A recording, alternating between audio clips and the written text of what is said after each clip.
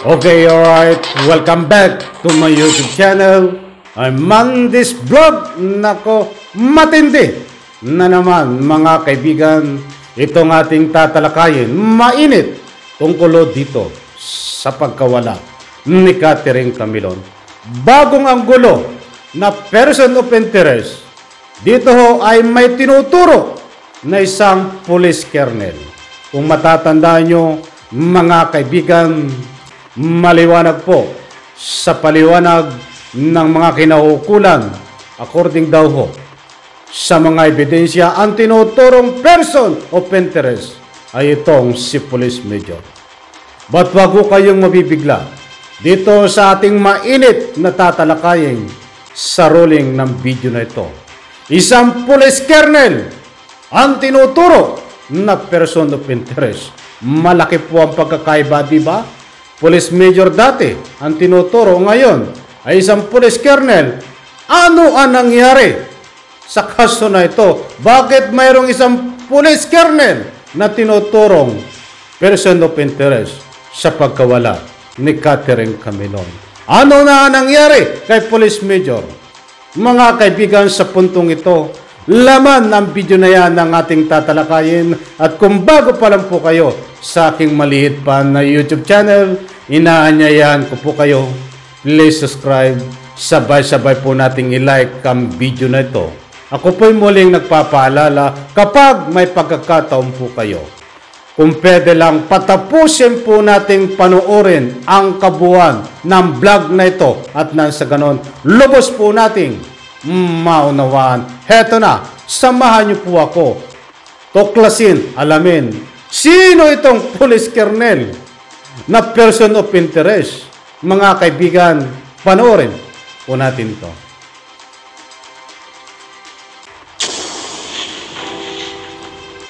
Well, yung person of interest natin is a lieutenant colonel, no?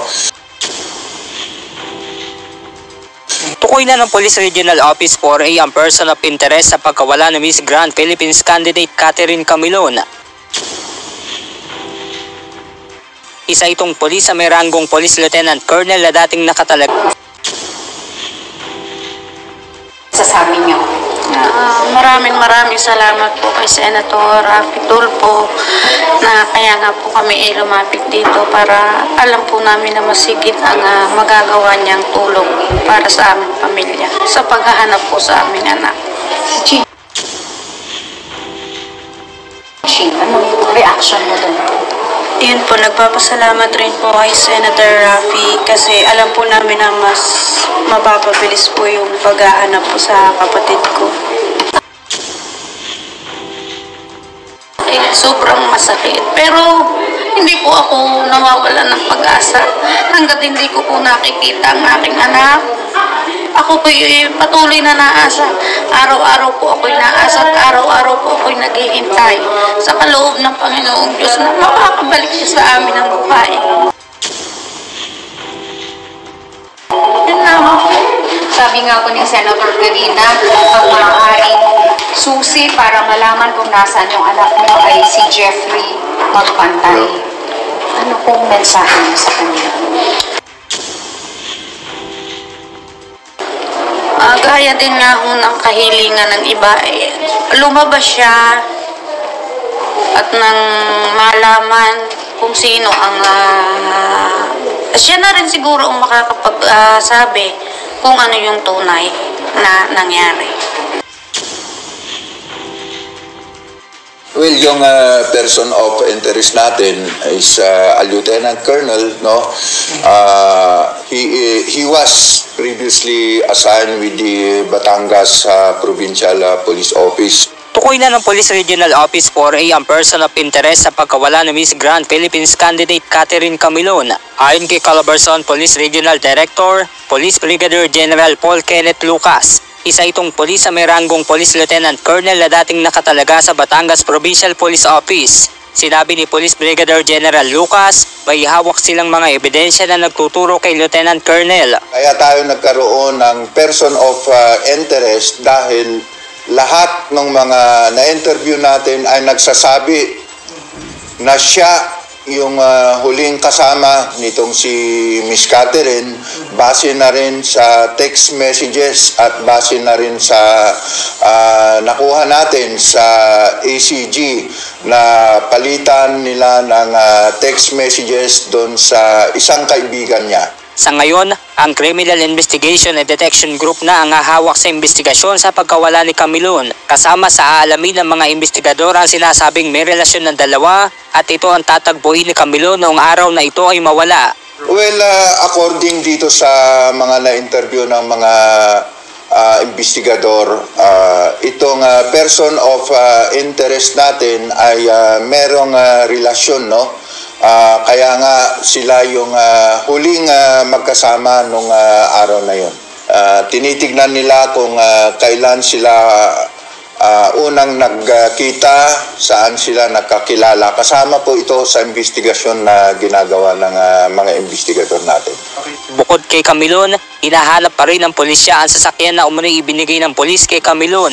Bukod sa CIDG, magsasagawa rin ng investigasyon ng Regional Internal Affairs Service dahil sa sinasabing mayroong asawa ang pulis. Of course, merong liability dahil nga meron siyang asawa, and the RIAS, yung Regional Internal Affairs Service natin, ay mag-iimbestiga rin para sa admin case nitong POIN natin. Hindi naman kukonsintihin ng pamunuan ng PNP sakaling mapatunayan na may kinalaman ng polis sa pagkawala ng beauty queen. We will not tolerate any wrongdoings. As you have seen in the past, yung mga police officers na involved, nasasaktan kami. But we have to, although we treat our members as a family member, but it doesn't mean that we have to tolerate kung may kalokohan sila. We will not hesitate na tatanggalin sila sa trabaho pag kinakailangan. Simula noong October 23 ay hawak na ng Calabarzon Police Regional Headquarters Holding Accounting Unit ang Police Commission Officer na itinuturing na person of interest. Si Camilon ay huling nakita sa isang mall sa Lemery, Batangas bago ito mawala noong October 12. Okay, nako po, matindi na naman ito. Shoutout at maraming salamat UNTV, News 5, ipahintulot to ang paggamit ng inyong video clips.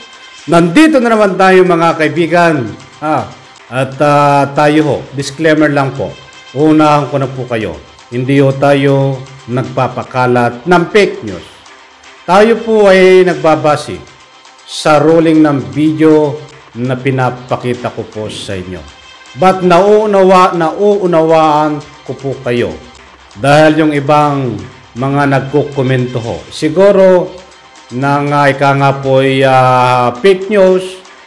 Alam ko, nauunawaan ko po kayo. Hindi po ako nagagalit sa inyo. Ano man ang opinion diyan, opinion nyo. Kung nagpapakalat tayo ng fake news, karapatan nyo po sabihin yan dahil hindi ko po hawak ang inyong ika nga po ay prinsipyo. But anyway, unang-una kapag hindi nyo tinapos ang video nating tinatalakay, ay diyan po papasok yung tinatawag nyo po na fake news. But sa puntong ito, naunawaan ko po kayo. Lahat po na nagsasabi na yan, na ika nga po ay fake news, ay hindi po tinatapos ang video na ito. Kaya lagi po ako nagpapaalala, patapusin nyo po ang video dahil doon ho sa bandang huli, gitna ng video, nandun po ang pinakabuod kung bakit nangyari po yung mga hina-highlight natin na pagtatalakay mga kaibigan. But anyway, hindi ko po kayo sinisisi kung hindi nyo po tinatapos dahil kayo ay abala, tayo ay abala, ako din. Kung may pagkakataon lang po. At dahil yan po ang makakasagot na hindi po talaga fake news sa ating tinatalakay. But anyway, lahat po ng inyong public opinion, basers man o hindi, buong puso ko po ire-respeto yan. Katulad po nito, mga kaibigan, nagbabase na naman tayo dito sa rolling ng video. Pag hindi nyo po ito pinatapos at pinanood nyo lang po ay yung kalahati ng video na ito, ay baka sabihin nyo, fake news na naman ito. Kapag pinatapos nyo po ito, sasabihin nyo po, tama nga pala, tama nga pala ang ating pagtatalakay. Mga kaibigan, yun po ay isang paalaala lang. Bilang kaibigan, mahal ko po kayo bilang taga-suporta dito sa aking maliit na YouTube channel, Buzzers Manuende. Ginagalang ko po kayo, mga kaibigan. Okay, dumako na po tayo dito. Maliwanag po dito. Nandito na naman tayo. Maliwanag po dito na isang police colonel ang person of interest. Ibig sabihin ng person of interest ay suspect sa pagkawala ho kay Catherine Camilon. Sino ang may sabi? Hindi ako ang may sabi. According ho sa ruling ng video na yan, na nagsasabi po ay hippie pa ng CIDG na isang general. Kung matatandaan po natin, kalat na kalat sa social media at lumalabas sa isang investigasyon. Sa investigasyon, itinuturo ng ebidensya ay isang police major ang person of interest dito. Isang police major na pinangalanan pa ang ika nga po'y suspect dito sa pagkawala kay Catherine Camilon. But tingnan po napakaliwanag, bakit sasabihin nitong isang general na ito na napakataas pa na ranggo? Ayon po sa kanya, ay isang ang person of interest, isang utak sa pagkawala kay Catherine Camilon ay isang police colonel, may ranggo na police colonel. Maliwanag po mga kaibigan. Ulitin ko, hindi ho ako ang may sabi niyan. According ho sa ruling ng video na yan, paano ito nangyari? Sino ang magulo sa amin? Sino ang hindi nagsasabi ng totoo? Ako ba ang hindi nagsasabi ng totoo? O itong video na ito na isang general ang nandiyan po nagsasalita? Mga kaibigan, ano man ang public opinion nyo, diyan ho sa comment section. Pwede ho kayong magbigay ng inyong public opinion. Ano ang masasabi nyo po dito? Lumalabas na isang police colonel. Ang utak, ang person of interest sa pagkawala kay Catherine Camilon. Mga kaibigan, alam niyo ho, ay ang tao ay nagkakamali. Katulad ko, hindi rin po ako perfecto. Bakit nangyayari po ito? Sa palagay niyo po ba, itong sinasabi na isang police colonel na person of interest daw, di umano, ay naniniwala po ba kayo? Ito ay isang pagkakamali ng pananalita? O baka nasabi niya lang? Bibigyan po natin ng kaunting public opinion. Kasi maliwanag po diyan na isang police colonel ang suspect. But ba na mga kaibigan, kung may pagkakamali man tayo, lalong-lalo na po sa larangan ng media platform na umaharap tayo. Lalong-lalo na po na isang general ang nagsasabi, talagang paniniwalaan ka, isang general. Lalong-lalo na halos buong mundo ang nakakapanood. Siyempre maniniwala po tayo sa kanya. Diba? Isang police colonel daw eh. But ang gusto nating ipunto dito, gusto nating ika nga po mangyari. Kahit ako po, pwedeng mangyari sa akin yan magkamali.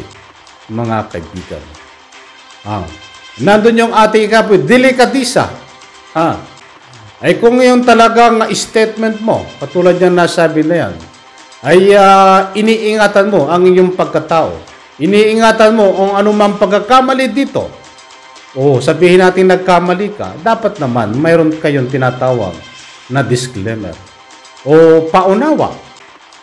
Kung nailabas man yung balita na yan na nagkamali ho kayo, sa mga siguro magkaroon naman po kayo ng delikadisa sa inyong mga sinabi.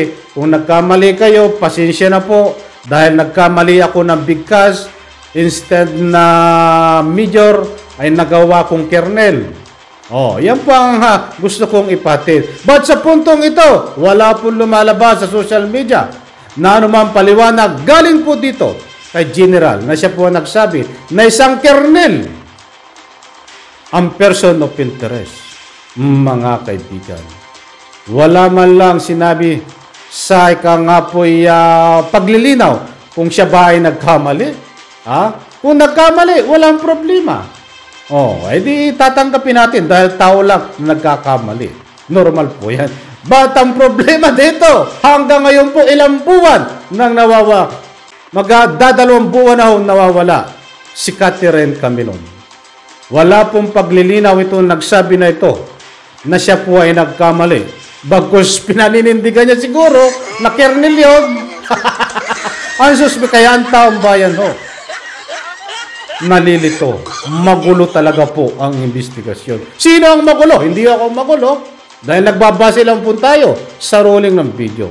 Magulo po talaga ang investigasyon. Kita mo ngayon, lumalabas na isang kernel. Wala man lang silang disclaimer, paunawa, paliwanag kung nagkamali sila.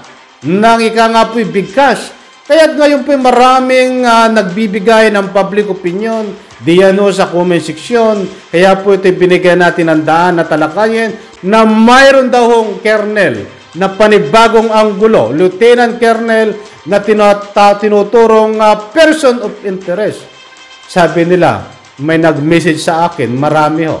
Sabi nila, kala ko ba Major, si Randy, ang person of interest, ang suspect sa pagkawala kay Catherine Camilon? Yes po, Major.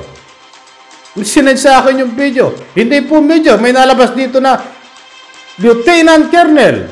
Kaya po, binigyan po ng pagkataon natin na ito ay talakayin dahil importante pong mahalaga ay ka nga po inyong public opinion para mabigyan po ng linaw, mga kaibigan. Abangan po natin kung ano ang kasagutan dito.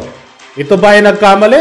Ay hindi natin masasagot. Sila po ang makakasagot, mga kaibigan. Hindi po tayo nagpapakalat ng pictures.